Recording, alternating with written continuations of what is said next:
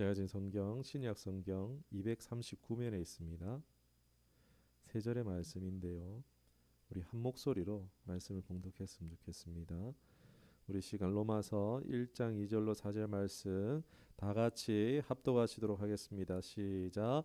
이 복음은 하나님이 선지자들을 통하여 그의 아들에 관하여 성경에 미리 약속하신 것이라. 그의 아들에 관하여 말하며 육신으로는 다윗의 혈통에서 나셨고 성결의 영으로는 죽은 자들 가운데서 부활하사 능력으로 하나님의 아들로 선포되셨으니 곧 우리 주 예수 그리스도시니라. 아멘. 네, 오늘 말씀의 제목은 언제나 가장 필요한 것은 복음입니다 라는 제목으로 말씀을 전하도록 하겠습니다. 원래 제가 전할 설교는 다른 설교를 좀 준비를 해놨었는데 계속 기도하면서 복음에 대해서 또 말씀을 전해야겠다라는 그런 제 마음에 그런 감동이 있어서 오늘 설교를 우리가 잘 아는 그런 복음이 될 수도 있겠고 자주 들었던 복음이 될 수도 있겠지만 그러나 가장 필요한 것, 늘 언제나 가장 필요한 것은 복음입니다. 목사가 되었다고 해서 복음을 다시 듣지 않아도 되고 그런 것이 아니고 언제나 필요한 것이 복음입니다. 저에게도 늘 언제나 필요한 것은 복음이고 앞으로 필요할 것은 복음이고 죽기까지 계속해서 제가 필요한 것은 복음일 것입니다. 그것은 저와 마찬가지로 저와 여러분도 동일하게 언제나 가장 필요한 것은 복음인 줄 믿습니다. 예. 사회적으로 웰빙을 주장하던 사람들도요. 이제 코로나를 겪고 많은 사람들이 죽었잖아요. 그리고 지난 이태원 사건 같은 대형 이제 사고들을 겪으면서 사람들이 이제 인식들이 좀 변화하고 있는 것 같아요. 계속해서 웰빙을 얘기했던 사람들이 이제 웰빙을 넘어서 웰다잉을 준비해야 된다라는 그런 말들이 이제 나오는 것을 보게 되어집니다. 어떻게 죽을 것인가? 더 건강한 죽음이란 무엇인가? 건강하게 죽는다는 것이 무엇인가라는 것이 이제 사회적인 이제 이슈로 떠오르고 있는 것 같습니다. 그 기고를 제가 읽지는 않았지만 그 타이틀이 꽤 의미 있게 저에게 다가왔습니다. 여러분, 웰빙 중요하지만 이 시대가 더 중요한 웰다잉에 관심을 가지는 시대가 오늘 우리에게 다가와 있다는 것입니다. 세상이 종교에 대한 의미심장한 도전처럼 저에게 느껴졌습니다. 세상 사람들도 이제 웰다잉이라는 것을 염두에 두고 살아갑니다.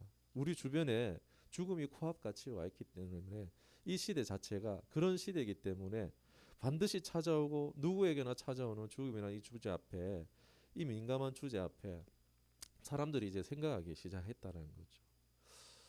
우리가 그러나 이 코앞에 죽음이 스쳐가는 것 같은 이 시대를 우리가 오늘 살아가고 있지만 그러나 우리가 거기에 주목하지 못하는 이유가 무엇이겠습니까? 당장 살아나가는 것이 버겁기 때문이죠. 당장 살아가는 것에 집중하기 때문에 참 쉽게 주목하지 못하는 주제가 아닌가 싶기도 합니다.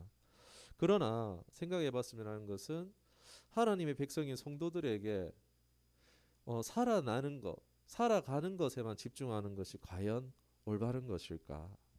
그런 좀 질문을 하게 되어졌습니다. 살아가는 게 중요하지 않다라는 게 결코 아닙니다. 그러나 그것에만 집중하는 것은 분명 우리가 성도로서 올바른 자세라고는 하기는 어려울 것 같습니다. 어느새 우리 주변에 많은 설교들이 있죠. 유튜브를 통해서 얼마든지 내가 듣고 싶으면 좋은 목사님들의 설교를 듣는 거 어렵지 않습니다. 그런데 그 많은 설교라는 메시지들이 그리고 조회수가 높고 많은 그런 사람들이 듣는 설교들을 보면은 무엇에 집중이 되어져 있습니까? 사는 것에 집중되어 있어요. 어떻게 살 것인가에 대해서 계속해서 사는 것에만 이렇게 집중이 되어져 있는 것 같아요. 이렇게 살면 하나님도 좋고 이렇게 살면 나도 좋고 이렇게 살면 이웃도 좋은 그런 식의 살아서 좋게라는 그런 설교들, 그리스도인으로서 잘 사는 방법들, 이런 설교들이 계속해서 좀 비중이 점점 더 많아지고 있는 것이 아닌가라는 그런 생각이 좀 들긴 했습니다. 여러분, 삶이 있으면은 반드시 죽음이 있습니다. 사실 우리에게 가장 생생한 현실이 무엇입니까? 죽음이라는 주제입니다. 바쁘기 때문에 잊고 살아가지만 우리에게 어쩌면 가장 생생한 현실이, 어떤 것보다도 생생한 현실이 죽음이라는 것이기 때문입니다. 그렇기 때문에 우리 인생의 가장 중요한 주제가, 저는 그렇기 때문에 복음이 돼야 하는 줄 믿습니다. 어머니의 마지막을 통화로 제가 배웅을 해드렸습니다. 가장 중요한 거, 귓전에다가 어머니 사랑한다라고 말하는 것도 중요하지만, 그런 것도 좋지만요, 결국은 예수님의 복음뿐이더라고요. 죽음을 지금 코앞에 두고 있는 상황에서요, 복음은 더욱더 빛나고 강하게 나타나더라고요. 복음 앞에서 슬픔과 공포와 두려움의 감정, 혼란스러움들은 물러가지고 계속해서 복음을 선포할 때에 알 수 없는 평안, 뭔가 거룩함, 아름다움과 같은 그런 신비한 감정들을 경험할 수 있었습니다. 저도 알 수 없는 그런 신비한 감정들을 경험할 수 있었습니다. 사랑하는 여러분, 우리에게 예수 그리스도, 이 십자가의 복음, 그것보다 우리에게 중요한 것은 없는 줄 믿습니다. 가장 큰 문제가 죽음 아니겠습니까? 지금 당면한 뭔가 이런 문제들도 있지만 우리에게 반드시 짚고 넘어가야 돼, 반드시 거치게 되는 문제, 이 죽음이란 주제 앞에 이것을 해결할 수 있는 것은요, 바로 복음밖에 없기 때문입니다. 여러분, 복음은요, 단순히 마음의 위안과 만족을 주기도 하지만 단순히 그게 다가 아니라는 거예요. 교회에 와서 설교를 듣고, 아 그래, 마음을 다지고 열심히 살아봐야지, 이렇게 힘을 얻고 위안을 얻고 하는 것도 좋습니다. 그런데 그게 다가 아니라는 거예요. 우리 각자 모두에게는요, 더 큰 존재적인 가치가 있다라는 거예요. 이 주제를 우리가 뒤로 해놓은 채 그냥 사는 것, 삶에만 집중하는 삶은요, 마치 예를 들면은 이 복음의 주제를 넘겨놓고 이 죽음이라는 주제를 뒤로 해놓고 그저 삶에만 집중하는 삶은요, 바닷가에 파도 앞에, 그 앞에서 모래에다가 그림을 그리거나 아니면 그 앞에 모래성을 쌓고 있는 것과 다를 바 없겠다. 성경이 말씀하잖아요. 반석 위에 믿음을 세우라고 말씀하고 있잖아요. 반석 위에서 살아라고 말씀하고 있잖아요.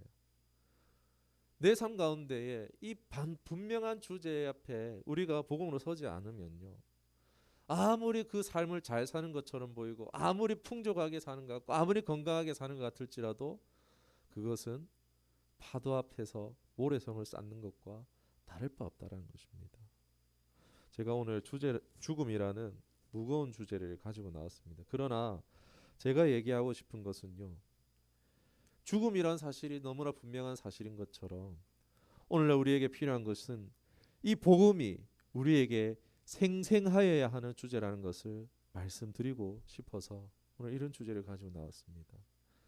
경험해보지 않아서 막연하게 두렵게 느껴지고 마주하고 싶지 않은 것이죠.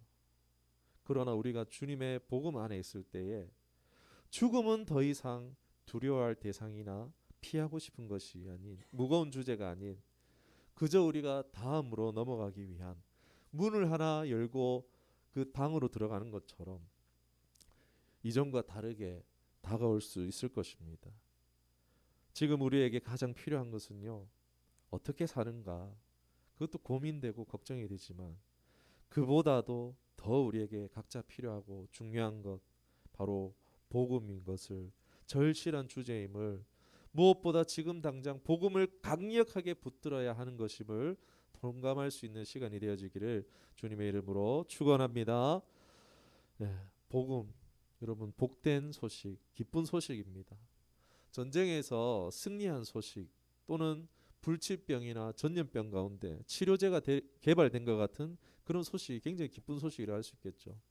지금 우크라이나에 있는 난민들에게 가장 좋은 소식이 무엇이겠습니까? 전쟁이 종식되어지고 다시 자기의 집으로 돌아갈 수 있는 것이 가장 좋은 소식 아니겠습니까? 우리 코로나 때도 어떻습니까? 코로나로 공포로 벌벌 떨고 있을 때에 백신이 개발된다. 이런 소식들이 얼마나 기쁜 소식입니까? 그리고 불치병으로 여겨지는 불치병 그 병들의 새로운 치료법이 나왔다. 새로운 신약이 나왔다 하는 것이 얼마나 기쁜 소식이라 할 수 있겠습니까? 이 기쁜 소식은요. 다 뭐 여러 좋은 소식들이 있겠지만은 잘 되는 것도 좋은 소식이겠지만은 바로 절체절명의 위기에서 구원한 소식이 바로 마땅한 우리에게 기쁜 소식, 복음임에 분명하다라는 것입니다. 그런데 오늘날 교회 안에서 뭐 교회가 설교자가 복음을 전해도 전도자가 복음을 전해도 사람들이 복음으로 받지 못하는 이유는 무엇이겠습니까? 자신이 어떠한 상황에 있는지 잘 모른다는 거예요. 자신은 별 문제가 없고 괜찮은 것으로 여기고 있기 때문에 복음이 복음으로 들리지 않는다는 것입니다. 예를 한번 들어볼게요. 현대인들도 뭐 어디 아프고 안 좋아요. 그러면 어떻습니까? 야, 나 아프다. 야, 니도 그렇나? 내도 그렇다 이러면서 어떻게 합니까? 다들 그런가 보다 이러면서 그냥 뭔가 몸에서 신호를 보내주는데 그런가 보다. 이 나이 되면 다 그런가 보다 라면서 그냥 지나가 버려요. 그런데 어떻습니까? 건강검진을 받게 되고 정밀검사를 받기 전까지는 그냥 지내다가 어느 날 검사 결과가 큰일 났습니다. 가족들 불러오세요. 이래 되면 어떻게 됩니까? 청천벽력 같은 충격적인 소식을 들을 때 굉장히 충격을 받고 불쾌하고 인정하기 어려워하다가 어떻게 됩니까? 하루아침에 이제 삶에 대한 자세와 태도가 바뀌게 되어지고 치료와 회복에 집중하게 되어지죠. 돈 얼마를 들여서든지 이걸 고쳐보려고 노력하게 되어집니다. 이처럼 사람은요, 자기 몸이라고 해도요, 육신의 일도요, 이런 오늘날에 있는 뭐 CT, MRI 같은 최신 정밀 기기를 통해서 건강검진을 받지 않고서는요, 지금 내 몸에 큰 생명을 위협하고 있는 질병이 있는지도 잘 모르는 채 살고 있다는 것입니다. 그게 인간이라는 거예요. 저도 그래요. 정밀검진 받으러 안 가보면 저도 모르는 거예요. 나 자신을 내가 잘 모르고 살고 있는 거예요.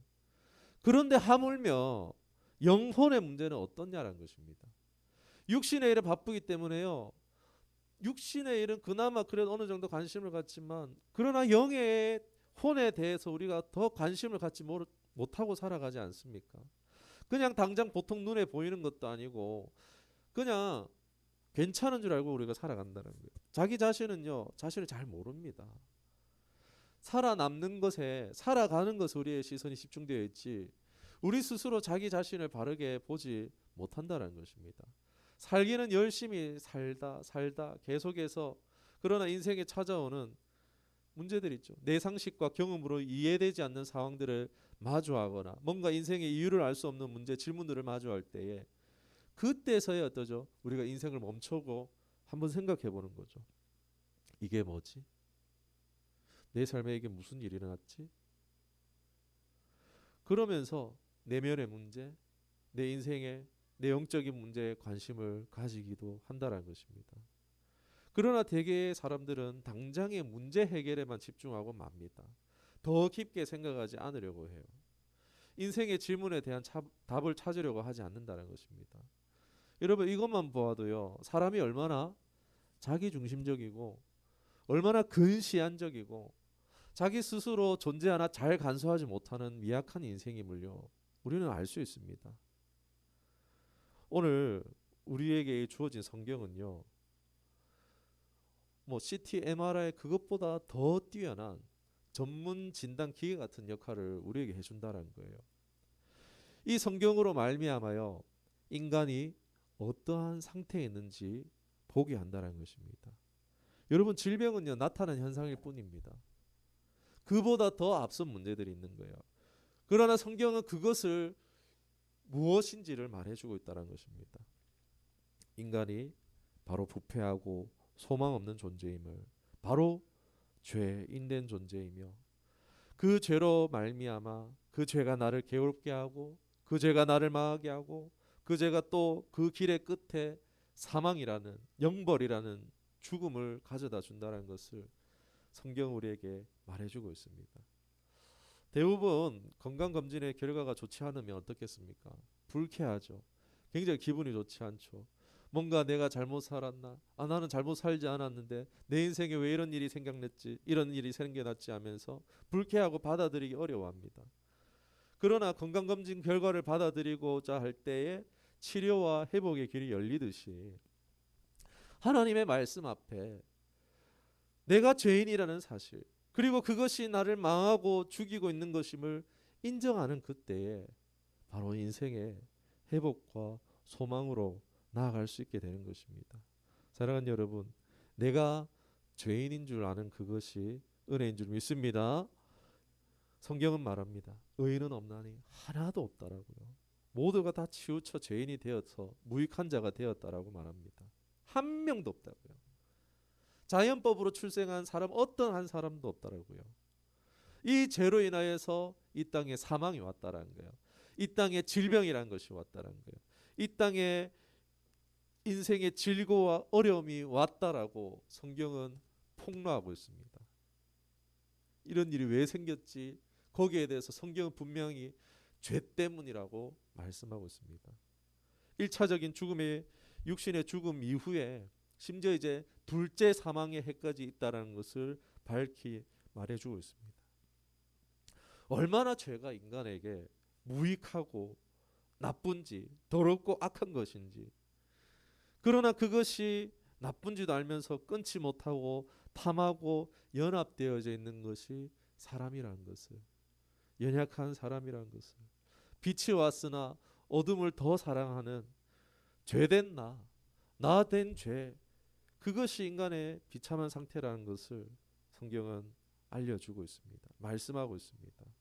그것이 다른 사람의, 저기 보면은 뉴스에 나오는 그런 사람들의 그런 모습이 아니라 우리 모두라는 거예요. 저도 다 포함되는 거예요.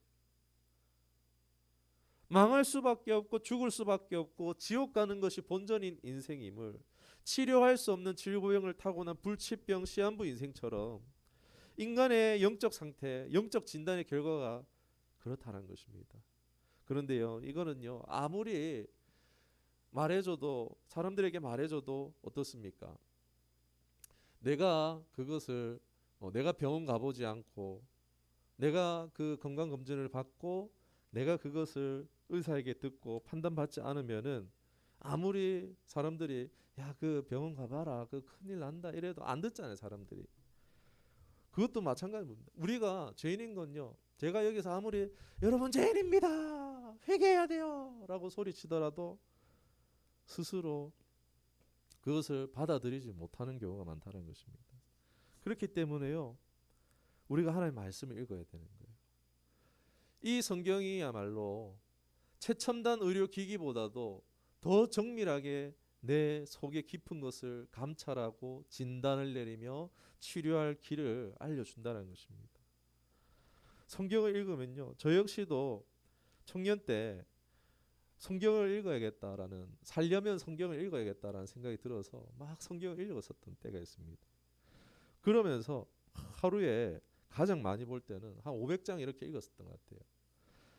그런데 그 성경을 보면서, 읽으면서 여기 나오는 사람들이 나쁜 거예요. 그런데 그 악하고 못된 게 바로 저더라고요. 이 지지리도 못되고 악한 게 바로 나라고, 하나님 죄송합니다, 용서해 주세요 하면서 눈물 콧물 흘리면서 성경을 읽었었습니다. 사랑하는 여러분, 죄인됨을 알게 하는 그것이 바로 하나님의 은혜인 줄 믿습니다. 말씀을 읽으시기를 주님의 이름 축원합니다. 여러분, 복음의 능력이 있잖아요. 우리 그 복음의 능력을 기대함으로 우리가 신앙생활하고 있잖아요. 그런데 그 복음을 읽지도 않고 복음의 능력만 달라고 하는 것은 도둑놈입니다. 도둑놈 심보예요. 우리의 삶은요, 복음의 능력으로 시작되려면요, 복음의 능력을 경험하려면요, 빨리 내가 죄인됨을 깨닫는 데서부터 복음의 능력이 시작된다는 것입니다. 불쾌하고 듣기 싫은 얘기처럼 들릴지 모르지만 건강검사 진단지를 내가 받아들고 인정하는 것부터 건강의 회복의 시작이듯이 내 영적 실태를 빨리 파악하는 것이 우리 인생, 우리의 영생에까지 진정한 회복의 출발이 되는 줄을 믿습니다. 여러분, 나에게, 자신에게 아무런 소망이 없음을, 철저한 죄인됨을 인정하는 것이 은혜 중에 은혜입니다. 사도 바울이 그렇게 고백했죠. 내가 죄인 중에 괴수다라고. 자칭 의인인 줄 알았는데, 그렇게 살았는데 정반대다 못해서 심각한 죄인임을 알고 내가 죄인 중에 괴수입니다라고 하나님 은혜 가운데 고백했던 것입니다. 여러분, 죄를 덮어놓고서는요, 아무것도 안 됩니다. 어떠한 기적이나 놀라운 변화를 기대할 수가 없습니다. 심각한 문제를 가벼이 여길 문제가 아니란 것입니다. 이 죄의 문제 피하면 안 됩니다. 왜 내 인생에 이러한 일이 일어났지? 여러분, 질문하셔야 돼요. 내 삶 가운데 고통이 왜 왔지? 왜 이런 일들이 일어났지? 질문하셔야 돼요. 자이든 타이든 우리의 삶은요, 죄로 얼룩졌어요. 또 그로 인해서 내가 굳이 죄를 짓지 않았더라도, 다른 사람에게 피해를 입었더라도 그것을 마음으로 생각하면서 미워하는 거 살인이라는 거죠. 얼마든지 생각 속에서, 마음 속에서 범죄하고 있는 우리임을 누구도 탓할 수 없는 죄인임을요. 저도 평생을 제가 피해자라고 생각하고 살았어요. 왜 사람들이 왜 나를 괴롭게 하지? 나는 나쁜 짓 한 게 없는데 저 사람들은 왜 나한테 피해를 주지? 그렇게 속고 살았어요. 그런데 시간이 지나서 보니까, 알고 보니까 제가 가해자였더라고요. 솔직하고 진지한 반응이 우리에게 필요합니다. 이 시간 성령 하나님께서 각자의 심령에 찾아오시고 일하시며 깨닫는 마음을 주시기를 주님으로 축원합니다. 인간의 영적 상태, 이 죄라는 무시무시한 질병에 걸려서 우리 인생은 좀먹히고 갈아먹히고 시한부 인생을 살게 되는 것입니다. 그리고 이길 수 없는 죄와의 싸움 속에 늘 있습니다. 눌려 살아가고 있어요. 그런데 누구도 이 죄를 이기거나 정복한 사람이 있습니까? 없습니까? 아무도 없어요. 모두가 이 죄의 통치 안에서 우리가 살아가고 있습니다. 그렇기 때문에 이 죄의 문제를 해결하는 것이 모든 인류의 간절한 소원, 간절히 바라는 구원일 수밖에 없는 줄 믿습니다. 성경은요, 그 복음을 주고 있습니다. 그 구원자가 바로 예수 그리스도라고 소개하고 있습니다. 다른 복음은 없다라고, 다른 이름을 주신 적이 없다라고, 예수님 밖에 구원이 없다라고 말씀하고 있습니다. 왜요? 이 시간에 다 할 수는 없어요. 정말 간략하게만 말씀을 드리면, 예수님이 우리의 구원이 되시는 이유는요, 예수님은 죄가 없으신 분이세요. 자연법의 출산이 아니라 성령의 능력으로서 이 땅에 오셨어요. 죄 없이 출생하셨어요. 구원자의 자격을 가지셨어요. 그리고 또 그 살아가셨던 그 모든 시간이 일체 하나님과 순종하셨어요. 여러분, 하나님께 순종하지 않는 것이 죄인입니다. 그러나 예수님의 그 모든 삶은요, 일체 하나님께 순종되셨어요. 그렇다고 고난이 없었느냐? 고난과 질고 속에서 사셨지만, 우리와 똑같이 어려움을 당하셨지만 죄 없이 사셨어요. 그리고 심지어 예수님의 죽음까지도 복종하심으로 마지막까지 그렇게 사셨다는 것입니다. 예수님의 삶을 보면요, 구약의 예언대, 오늘 말씀에도 읽었지만 선지자들의 말들처럼 예언에서 한치의 오차도 벗어남이 없이 사셨다는 것입니다. 그동안 죄인들에게 사망이 왕노릇했습니다. 그러나 죄인이 아닌 예수님은요, 바로 이 사망을 이기셨어요. 구약에서는 생존하기 위해서 동물에게 죄를 전가하는 제사가 있었는데요, 예수님께서는 수많은 인류의 죄를 대신 짊어지시고 십자가에서 대신 죽으심으로 죄의 값을 치르신 것입니다. 희생 제물이 되신 거예요. 그리고 정말 주님께서는 말씀하신 대로 죽은 지 사흘 만에 부활하셨어요. 여러분, 예수님은 죄가 있으십니까? 없으십니까? 죄가 없으세요. 그러나 예수님은 죄가 없으심에도 죄를 짊어지심으로, 죽으심으로 죄값을 처리하셨지만, 예수님은 누가 봐도 의인인 거예요. 죄의 값은 사망이에요. 피값이에요. 그러나 예수님은 죄가 없으시기 때문에 죽으실 수가 없는 거예요. 그래서 하나님이 예수님을 의롭게 여기시사 죽음에서 사흘 만에 부활하게 하셨어요. 왜요? 사망은 당연히 죄인의 몫이기 때문입니다. 그래서 하나님께서 예수 그리스도를 살리셨고 부활의 첫 열매가 되셨어요. 그래서 예수를 믿는 자들마다 의롭다 하심을 입은 자들에게는요, 예수님과 같이 부활의 생명의 역사가 있는 줄 믿습니다. 이 기쁜 소식, 죽음을 이겼다라는 것, 죄를 이겼다는 것의 반증이에요. 부활했다는 것이 그동안 인생에 짊어지고 눌려졌던 그 시한부 인생 같은 우리의 삶 가운데에 치료제가 나왔다는 거예요. 죄에 대해서 이제 승리했다는 거예요. 예수님 안에서 죄의 문제를 해결한 받을 수 있다는 것이 확실시 되어진 것이 바로 예수님의 부활의 사건이라는 것입니다. 여러분 축구 16강 보셨습니까? 네, 보셨어요? 16강 밤에 12시에 하는데 그거 보면 많이 피곤했을 텐데 사람들 어떻습니까? 와, 동네가 떠나가라고 막 아파트 난리 났었죠. 사람들 그걸 막 기뻐 날뛰잖아요. 막 그거 이겼다고 그렇게 좋아하는데, 여러분 죄와 사망을 예수님께서 이기셨다는 거예요. 이건요 죄인들에게는요, 죄인인 걸 아는 사람들에게는요, 축구 뭐 16강 4강 8강 뭐 그것보다 뭐 결승전 나가서 우승한 것보다 훨씬 더 기쁜 소식인 줄 믿습니다. 여러분 거기에 이 복음은요, 승리한 소식, 치유제가 나왔다. 여러분 그것도 얼마나 기쁜 소식인데, 그럼 나왔어? 야 그게 얼마지? 뭐 10억이 100억이고 그거 사가지고 고침 받아야지 이래 할 건데, 여러분 그 복음이 값이 있답니까 없답니까? 값없이 주신 바, 거저 주신 바 되어서 우리가 이 복음을요 그저 값없이 우리가 받을 수 있습니다. 믿는 자들에게 주어지는 무한한 은혜인 줄 믿습니다. 얼마나 우리에게 큰 복음입니까? 평생 사람들이 돈 벌어서 평생 죽지 않을 것처럼 애쓰고 살아요. 그게 인생인데, 여러분 예수님 안에만 있으면요 더 이상 죽음은 두려운 것이 아니라는 것입니다. 예수님의 부활로 사망은 이제 역전되고 만 것입니다. 죄 역시 끊임없이 인간을 괴롭히고 정복하고 인류 역사를 다스려 왔는데, 사람을 종노릇하면서 평생 그 죄에 발 걸리면서 계속 눌려서 거기서 뒹굴면서 살도록 시켰는데, 죄는 이제 예수님께 패배하고 말았습니다.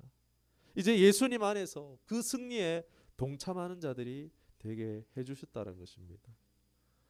정말 이건 너무나 수박 겉핥기예요. 제가 이건 말씀드린 수박 겉핥기예요. 여러분 복음이요, 이건 정말 수박 겉핥기만 나눈 겁니다. 여러분 이건 우리에게 계속 필요한 거예요. 계속 우리가 알아야 될 것 복음이고, 계속해서 저 역시도 평생에 더욱 알아야 될 것이 복음입니다. 저와 여러분 마찬가지예요. 더 이상 사망과 죄와 저주가요 사람을 괴롭게 할 수 없게 된 것입니다. 부활의 복음, 값없는 은혜, 너무나 기쁜 소식이 아니겠습니까? 과거 우리 한국이 일제강점기가 끝나고 해방이 왔을 때 여러분 얼마나 기뻤을까요? 그 흑백 사진 있잖아요. 사람들이 막 이러면서 거리로 뛰쳐나와가지고 막 손에 손잡고 막 행진하고 있는 모습들, 온 동네 다니면서 대한독립 만세, 대한독립 만세. 나라를 잃었던 그 서름에서 벗어나 주체할 수 없는 큰 기쁨으로 해방의 기쁨을 외치고 선포했었죠. 여러분 죄에서 사망에서 해방을 주신 이름 예수 그리스도, 하나님은 다른 이름을 주신 적이 없어요. 십자가를 지신 예수 그리스도, 죽음을 이기고 부활하신 예수 그리스도, 여러분 모든 인생의 문제의 근원을 해결하신 이것이 바로 참 복음입니다. 그래서 우리가 나아가야 될 건 복음이에요. 독선이 아니에요. 하나님은 다른 이름을 주신 적이 없어요. 다른 곳에서 여러분의 문제 해결을 받으려고 해서는 안 된다는 것입니다. 여러분 예수님 안에 다 있습니다. 정말요. 그렇기 때문에 우리는 예수님을 만나야 합니다. 부활의 증인, 십자가의 복음의 사람이 되어야 합니다. 여러분 시시한 이론이 아니에요. 건축에서 기초공사가 가장 중요하듯이 우리의 신앙에서도요 이 십자가의 복음, 부활의 복음이 가장 중요합니다. 복음 밖에서 쌓는 신앙, 내가 신앙생활을 몇 년을 했고 내가 헌금을 얼마나 했고, 주를 위해서 주방에서 식당에서 봉사를 얼마나 했고. 복음 밖에서 쌓는 신앙은요, 모래 위에 쌓는 것과 모래성, 파도 앞에서 모래성을 쌓는 것과 다름이 없습니다. 이 복음의 기초가 튼튼하지 않으면요, 다른 복음, 유사 복음, 달콤한 속이는 가짜 복음에 속기가 쉽다라는 것입니다. 여러분, 반드시 구원의 주님, 부활의 예수님을 만나야 합니다. 내가 죄인인 것을 아는 것부터, 그것을 아는 것은 내 마음을 낮춰야 돼요. 예수님 가장 낮은 자리로 오셨잖아요.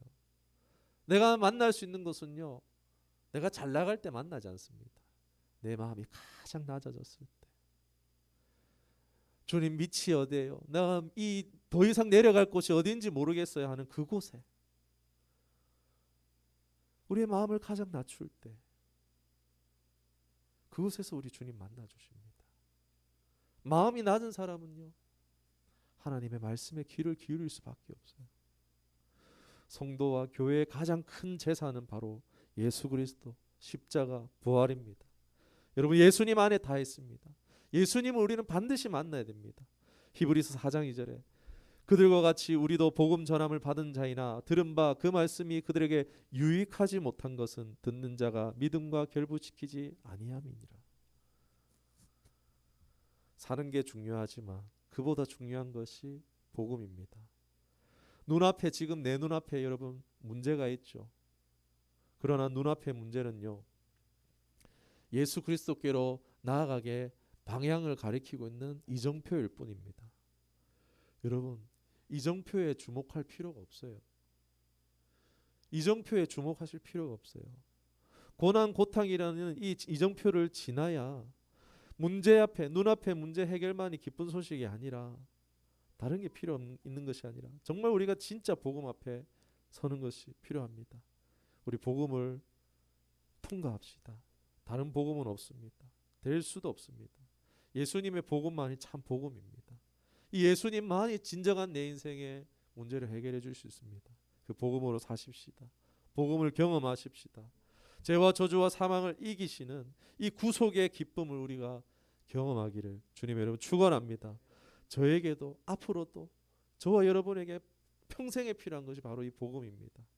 그 복음을 우리가 그리고 진짜 살아내고 내가 경험한 복음의 능력으로 말미암아 살아있는 예수 그리스도의 복음을 전하지 않고 견딜 수 없는 저 여러분 될 수 있기를 주님의 이름으로 축원합니다. 기도하겠습니다.